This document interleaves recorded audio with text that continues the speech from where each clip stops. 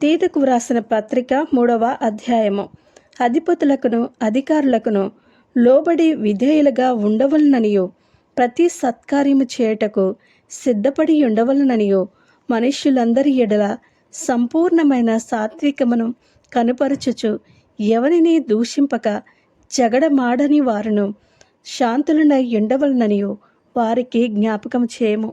ఎందుకనగా మనము కూడా మునుపు అవివేకులమును అవిధేయులమును మోసపోయిన వారమును నానా విధములైన దురాశలకును భోగములకును దాసులమై ఉండి దుష్టత్వమునందును అసూయయందును కాలము గడుపుచు అసహ్యులమై ఒకరినొకడు ద్వేషించుచు ఉంటిమి. కానీ మన రక్షకుడైన దేవుని యొక్క దయయు మానవుల ఎడల ఆయనకున్న ప్రేమయు ప్రత్యక్షమైనప్పుడు మనము నీతిని అనుసరించి చేసిన క్రియల మూలముగా కాక తన కనికరము చొప్పునే పునర్జన్మ సంబంధమైన స్నానము ద్వారాను పరిశుద్ధాత్మ మనకు నూతన స్వభావము కలుగు చేయుట ద్వారాను మనలను రక్షించెను.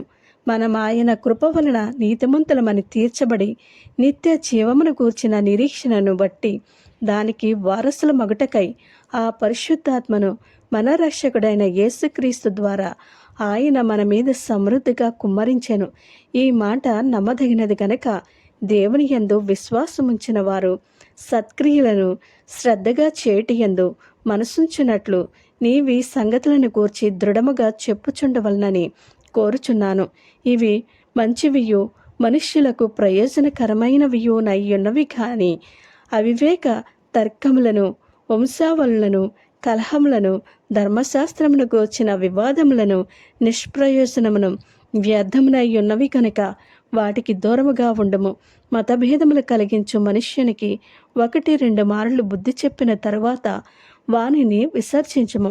అట్టివాడు మార్గము తప్పి తనకు తానే శిక్ష విధించుకుని వాడై పాపము చేయుచున్నాడని నీ వెరుగుదువు.